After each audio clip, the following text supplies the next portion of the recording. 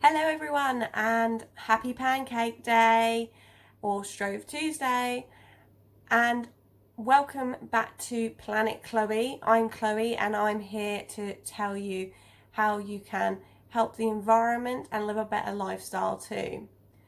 I am back here today to talk to you about Lent.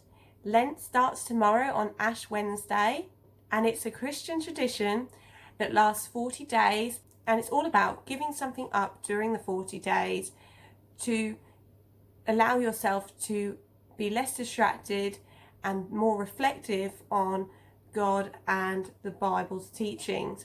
However, all over the world in recent years, it's also been used as a good period of time for people, regardless of their religion, in order to reflect and challenge themselves to break bad habits.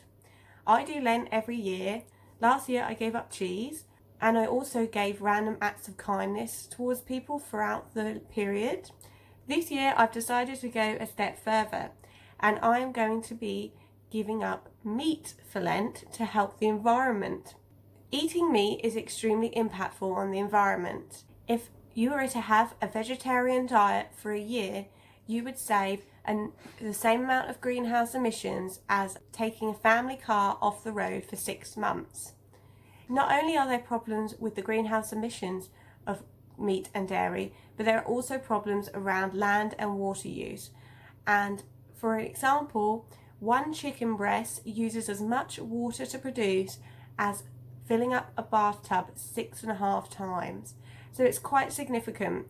So meat was the thing that I've decided to do to help the environment during my Lent, and I'm hoping that it will leave me with some good habits and a new understanding of how I might be able to move forward to become a vegetarian or even a vegan in the future. If you want to join me to give up meat for Lent, then I have found some resources that can be helpful.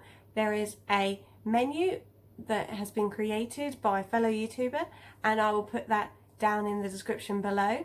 But there is also a church parish in America which have provided 3 set structures for giving up meat for Lent, whether or not you're giving up all meat or giving up just some meat on some days. And you can see the 3 options here. I will be doing Mary Mother of God, which is basically the most difficult one, but I'll be making this even harder for myself by also giving up poultry and by reducing my dairy intake and swapping hard cheeses out for soft cheeses wherever possible because they are less environmentally impactful, and swapping them for vegan cheeses wherever possible. If you aren't ready to give up meat yet and that's not what you want to do for Lent, but you still want to do something, then I'd recommend trying to think about the other things you can do for Lent to help the environment. This could include giving up the use of your car for non-essential journeys, giving up single-use plastic, or giving up new items that you don't need. These are all things that are attainable during the Lent period, and I'd really encourage you to join me in this challenge.